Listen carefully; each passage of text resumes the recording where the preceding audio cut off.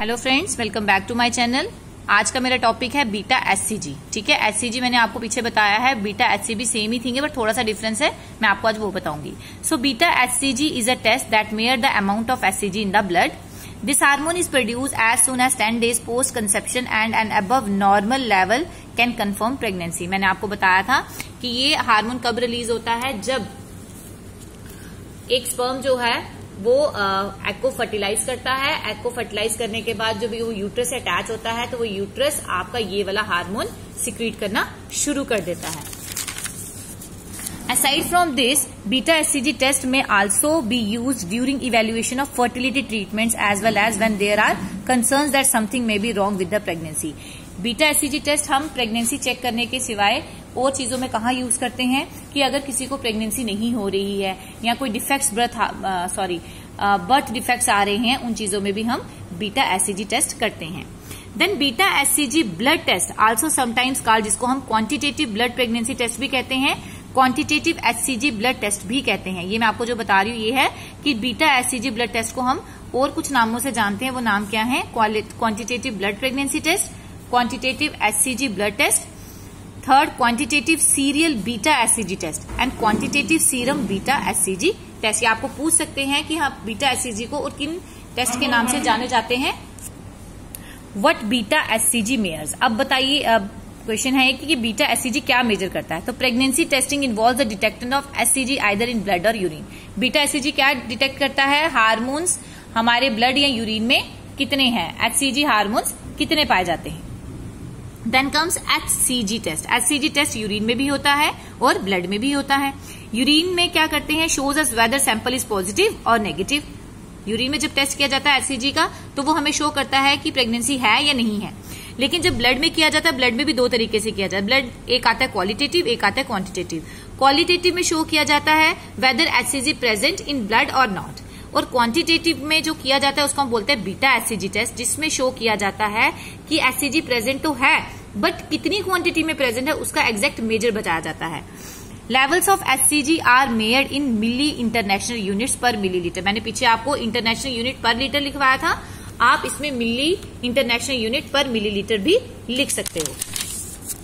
अब beta HCG test done during pregnancy includes, जब हम बीटा एचसीजी टेस्ट करते हैं ड्यूरिंग प्रेगनेंसी तो उस समय हम ये टेस्ट किन चीजों के लिए करते हैं? पहला, ये डिटरमाइन करता है age of the foetus, baby जो है वो कितने मंथ्स का हुआ है, कितने वीक्स का हुआ है, वो शो करता है।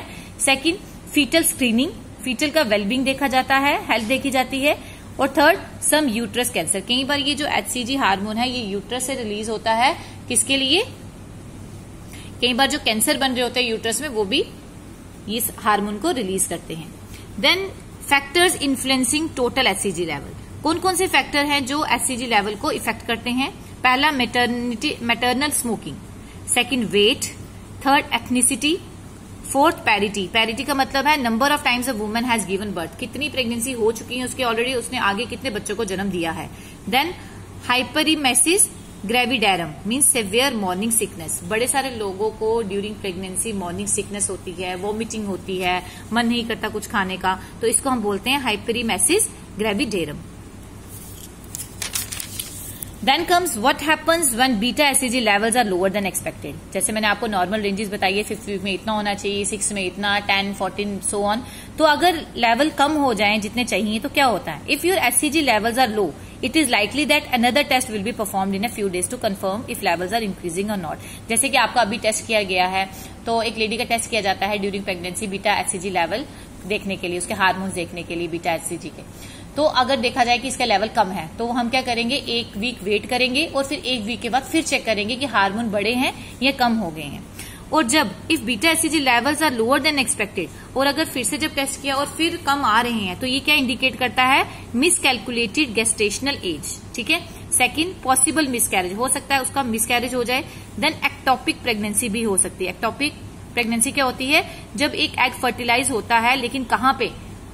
फर्टिलाइज होने के बाद कहाँ चला जाता है? यूट्रस के बाहर। ठीक है। When A fertilize egg implants outside of the uterus. तो कई बार आपको ये भी पूछा जाता है what is ectopic pregnancy. Ectopic pregnancy क्या होती है? जो नॉर्मली प्रेगनेंसी वो यूट्रस के अंदर होती है, लेकिन जो एक्टोपिक प्रेगनेंसी होती है वो क्या करती है? एग को फर्टिलाइज जो होता है वो कहाँ जाके अटैच हो जाता है?